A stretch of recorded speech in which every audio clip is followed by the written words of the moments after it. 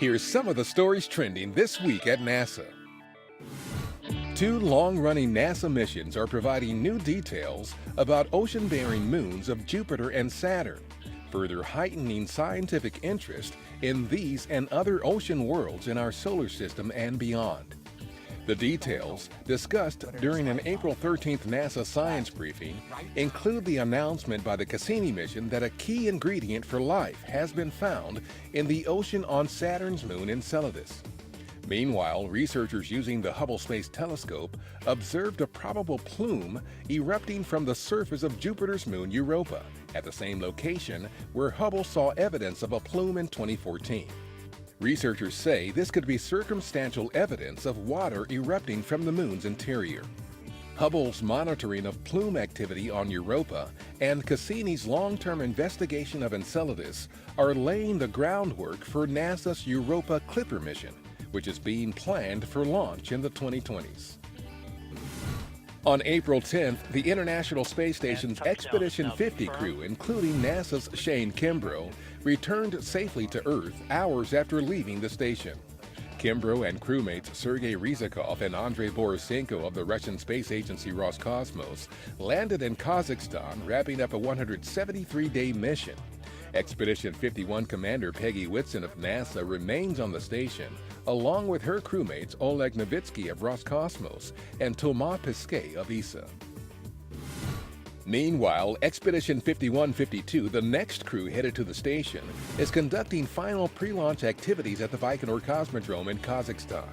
NASA's Jack Fisher and Soyuz Commander Fyodor Yurchikhin of Roscosmos will launch from Baikonur April 20th for a 4.5-month mission on the space station. The backup crew, NASA's Randy Bresnik and Sergei Ryazanskiy of Roscosmos, also are participating in the pre-launch activities. NASA announced the preliminary winners of its 2017 student launch event. Overall winners will be announced in mid-May after final calculations have been reviewed for accuracy. The event took place April 8th in Toney, Alabama, near NASA's Marshall Space Flight Center. Students demonstrated advanced aerospace and engineering skills by launching their rockets to an altitude of 1 mile, deploying an automated parachute system, and landing the rockets safely for reuse.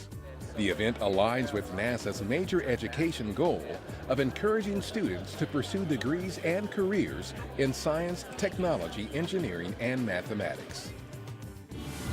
On April 11th, a groundbreaking took place at NASA's Langley Research Center in Hampton, Virginia, for Langley's new Measurement Systems Laboratory. State and local officials and community leaders attended the event, including Virginia Governor Terry McAuliffe, U.S. Senator Mark Warner, U.S. Representative Bobby Scott, and Hampton Mayor Donnie Tuck. The 175,000-square-foot lab will be a world-class facility for research and development of new measurement concepts, technologies, and systems that will enable NASA to achieve its mission in space exploration, science, and aeronautics. On April 11th, space fans showed up at the Smithsonian National Air and Space Museum in Washington for one of the many Yuri's Night celebrations around the world. The events are held each year on or around April 12th. On April 12, 1961, Russian cosmonaut Yuri Gagarin became the first human to travel to space. On April 12, 1981, NASA astronauts John Young and Bob Crippen launched aboard Space Shuttle Columbia on STS-1. The 2-day mission was the first in the shuttle program's 30-year history. And that's what's up this week at NASA.